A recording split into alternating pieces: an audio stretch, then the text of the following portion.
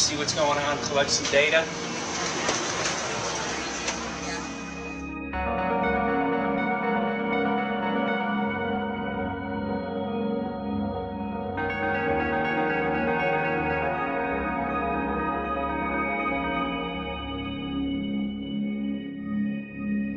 Thank you for having fun with us. Hope you enjoyed the trip.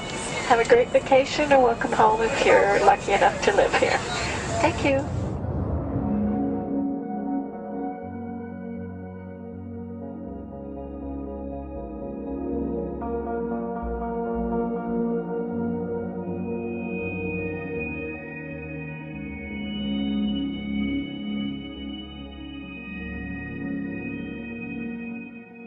The whole valley's off the grid, so it's either solar, wind, or generators.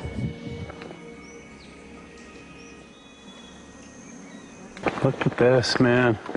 Yeah, the mind can't even conceive of a dream about this. Right. Yeah, right. Even coming here, and one would never think, you know, in paradise that it's getting destroyed. And they're doing it island style. They do it off the island, right? They do it off the island. So they don't, you know, you don't see the chemtrail airplane. The theory is that they're spraying the ocean, offshore, and it's coming in on the... And it's coming in. Now these are coming from the west. They're also spraying on both sides today. A lot of this stuff is actually chemtrails coming this direction. There's material that's blocking. We should be able to see to the horizon, you know, where the Earth curves, because we're high enough and we have the ocean, right? So we should be able to see. We should be able to see the Big Island. It's only 30 miles away. And you can see it's not a blue sky behind it. That's the key. It's all, you know, has that kind of weird looking blue, like silver blue I call it. And this is a nice day. You know, there's no more blue sky. The night, we're gonna look at the stars at night, and it's like, you'll see, you can count them. There's so few stars at night now. There should be hundreds of thousands of stars, and I can count the stars. There's like one here and one planet here. It's like, you might see, some nights you'll see 100, some nights you'll see 10. This is what concerns me, this kind of stuff right here. It's just soft. Okay. This just comes right off, this bark. That's not natural. For I've seen hundreds of thousands of coconuts and I've never seen it falling apart like that. Look at this, you guys. I've never seen anything like this. I used to trim trees all the time in the Big Island. I've never seen anything like that. That's why I'm concerned. Not an easy task that you have here on the island. I could see the skepticism because it is so far beyond anybody's reality. It's amazing. It's just amazing to try to look through somebody else's eyes. Like my eyes, I can see this so it's like night and day, and other people are just. It's just the illusion is just so deep. What do you think would happen if everybody awakened to what was going on and what the plans were of geoengineers? I think they'd have a revolution in Hawaii. If people really understood what was going on. What's your concern for, I know that you love the land here. What's your concern about the chemtrails? Well, that we won't be able to live here and grow our own food. And that our health is going to be compromised. Do you think it already has been? Yes. And the thing is that they're doing it every day here, every day. So it's hammering, micro doses every day. And then, of course, it's getting in the environment, and of course, it's weakening the plants. And it takes a couple years for this to actually weaken the plant. So we are asking for GMO taro. We're asking for GMO papaya because we can't grow our natural seeds. We can't be sustainable. We can't truly, you know, be here as God created us to be. So my friend convinced me to do a hair analysis on my daughter. So we went ahead and cut close to her scalp and got some really recently grown hair and sent it in. I was just sure that my daughter's hair was going to be so clean with the lifestyle that we live. And lo and behold, it came back and her levels were really high in aluminum. This is the chart here. This is the reference range, and this is where my daughter is, 23.1. Aluminum The skies are covered with a white mist, and I look up at night anymore and I don't see the deep, dense stars that I used to, and I can't help but think this obviously has something to do with my daughter's health. I don't know where else these heavy metals are coming from. Yeah, I mean, look how old she is. Yeah. She's been isolated here. Here, and she's... Here. Anybody looking at the situation would be like, this is paradise. This child should be like superhuman. Organic foam. And here you are getting all this heavy metal stuff. And she has highest level aluminum on the chart. Never had a vaccine either. Folks, these people are playing God. They are playing God. They're manipulating the weather, and they're spraying stuff into the sky. They are trying to geoengineer everything, including your plants and trees and your ocean. Well, tonight, we're just hoping that instead of not looking at it, you'll start looking into it, because I really believe from the bottom of my heart that we are in a real crisis. I really do. They are proposing dumping 10 to 20 million tons of aluminum into the upper atmosphere. What does aluminum do? It changes the pH of soils, which is toxic to plant life. Also, it's very toxic to human health. Are they doing it? Well, let me tell you about my experience and what we found. We have much evidence that not only suggests, but I believe prove that they are happening. Jeff, what's going on? And as I promised, we're joined right now by a very special guest, Michael J. Murphy, currently on location in Hawaii. He's working on a documentary film called What in the World Are They Spraying? Michael, welcome to the program. Great to speak with you today.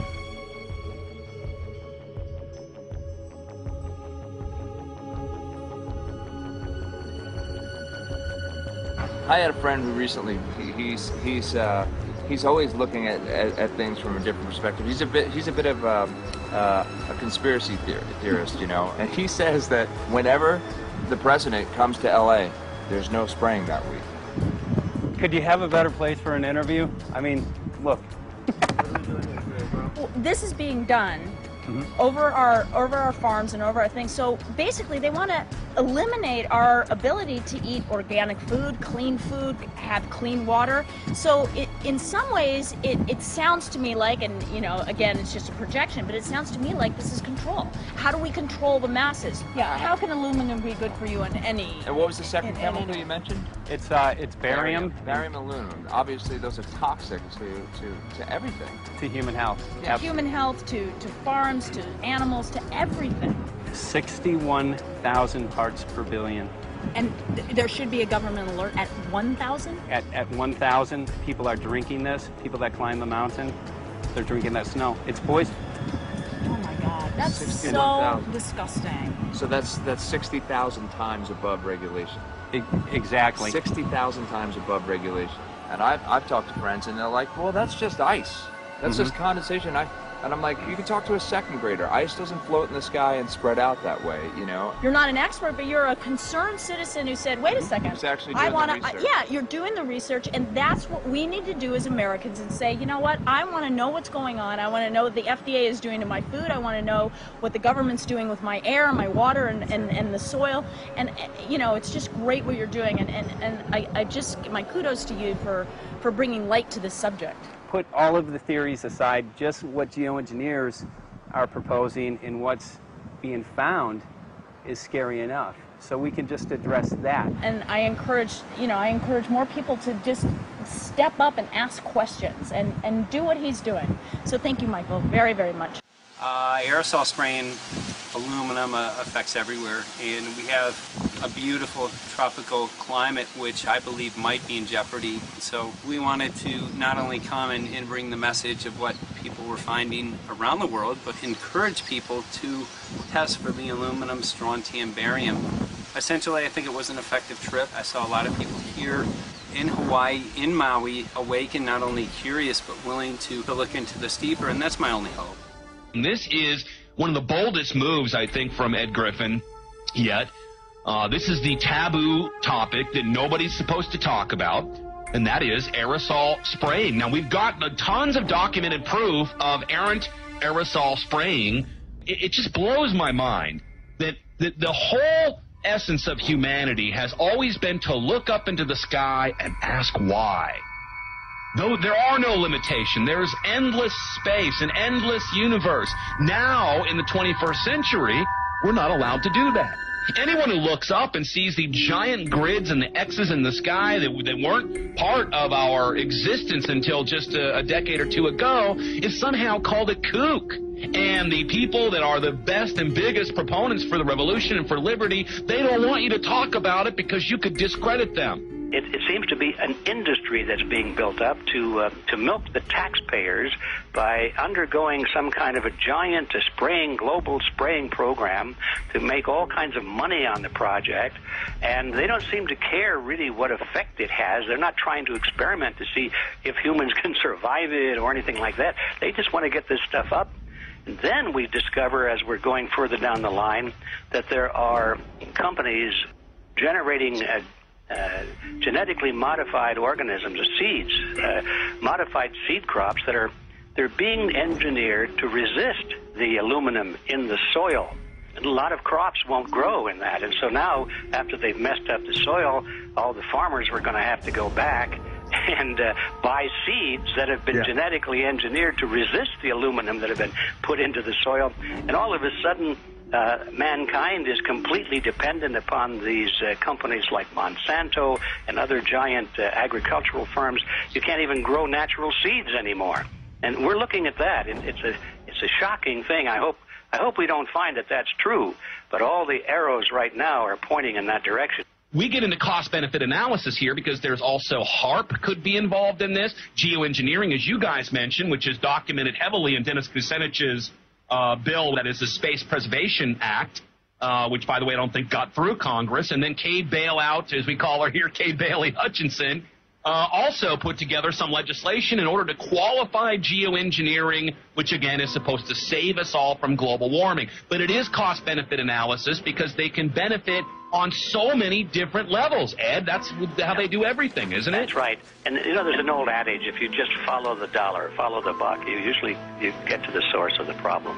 And it looks to me like there's a tremendously profitable industry being built up right now around this concept of geoengineering or weather modification or reducing global warming and all of these other things that can be sold fairly easily to an unsuspecting public.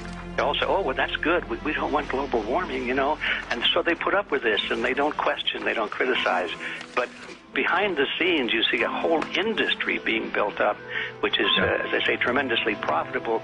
And the money for all of that is coming from the taxpayers. And it's a scam is basically what it is. We're just focusing on the one area that is real easy to prove. There's no speculation in the area that we're going into. They definitely are doing this geoengineering. They definitely are talking about it. They're working up formulas for it. They're putting together strategies for it. They've got funding for it. Everything is in place. We don't even have to go into those other areas to make the case. Okay, let them believe that, but at least they must understand that there's no question that they're talking about it and planning to do it.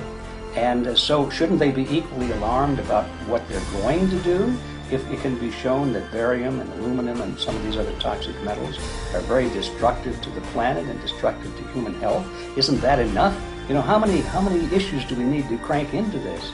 And so, you know, if you're going to kill the planet and kill the population, do we need any other reason to be alarmed? What in the world are they spraying? Thank God people are asking this question. That's all we want. We just want to be able to ask these questions. Our good friend G. Edward Griffin, all these years, Mike Murphy and Paul Wittenberg are doing this great effort with your help. This is a community effort to get people real information. What in the world are they spraying? Any final quick comments before we're out of time? And my only final thought is that we asked the question, what in the world are they spraying? And we now know what it is. And folks, you're not going to like it.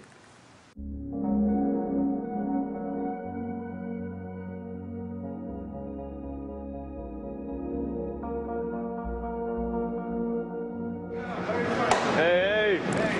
I'm Peter Vreken. I'm from Belgium. I'm 54 years old. I can't believe it myself. I'm a very happy and grateful person.